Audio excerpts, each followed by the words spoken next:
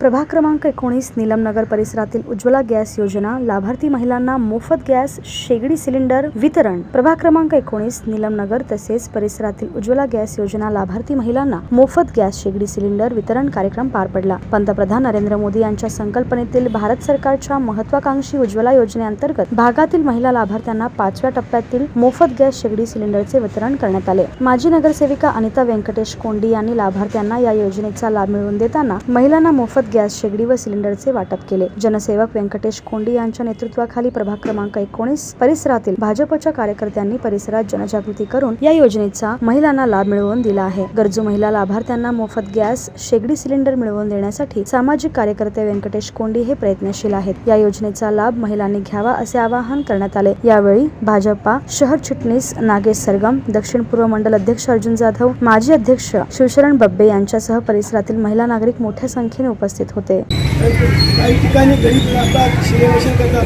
त्यांच्यासाठी आपण 4000 लोकांचे खाते काढून दिले। तसेच आपण लॉकडाऊनमध्ये पिढीचं माप न देता असताना त्या ठिकाणी आपण 7 ते 8 लोक महिलांना पण टेस्ट करायला लावलं। त्या कंपनीमध्ये जाऊन बसून त्यांच्या पैसे यांच्या तिथे गेले 100 रुपये जातात। ते 100 रुपये न होता नाही माझ्या बहिणीला त्या ठिकाणी माझ्या आई माझ्या बहिणी असतील त्यांना तिकडे वाहतूक जाता 50-100 रुपये खर्च होत होता। ते आपण त्या कारखान्याला करून देऊन त्या ठिकाणी माप द्यायला लावलेले। या ठिकाणी ज्या आपल्या गरीबच्या बाजूला तुम्हाला मिळालंय तुम्ही समाधान राहू नका। तुमचे पाहुणे तुमचे रावळे कोण असते त्यांना बी तुम्ही सांगा बाबा आपल्याला गॅस मिळतो इथं आणि त्याला सबसिडी आहे 300 रुपये आणि तुम्हाला 900 रुपये मोदी साहेबांनी 900 रुपये तर तुम्हाला 300 रुपये सबसिडी आहे। सबसिडी आहे म्हणून तुम्ही घरात बसू नका। पहिला महिना टाकी घेतल्यावर तुम्ही या ते सबसिडी आपल्या बँकेत पडल्या का नाही पहिला विचारा।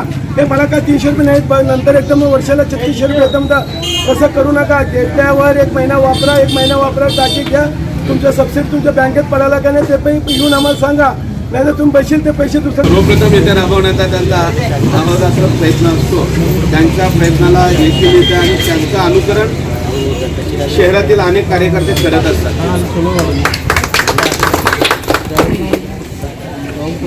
सर्वप्रथम त्यांनी जनधन खाता जेव्हा भारत देशात सुरुवात झाला जवळपास 4500 लोकांना या सुदैवानं आपल्या सर्वांनी आशीर्वाद दिला म्हणून ते गेल्या 2-3 टर्ममध्ये आज या ठिकाणी निवडून आलेले आहेत आणि लोकांची सेवा करत आहेत।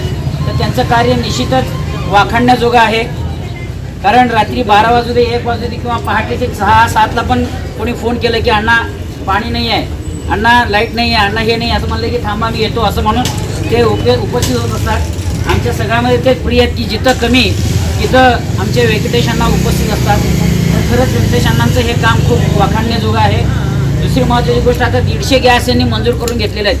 त्यापैकी 51 गॅस आज या इथल्या गरजू लोकांना वाटण्यात येणार आहे।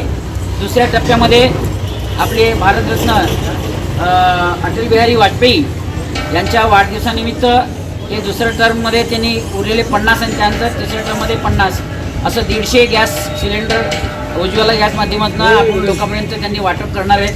तर मला एक सांगायचं आहे की भारतीय जनता पार्टीचे जे काही सरकार आहे ते सरकार 2009-2014 पासून ते आज 2023 वर्षापर्यंत 23 सालापर्यंत म्हणजे 9 वर्षामध्ये तुम्ही पाहता की 70 वर्षामध्ये जे काही स्वातंत्र्य झाल्यापासून आज तक जे काही सरकार होतं त्या सरकारनं कशा पद्धतीनं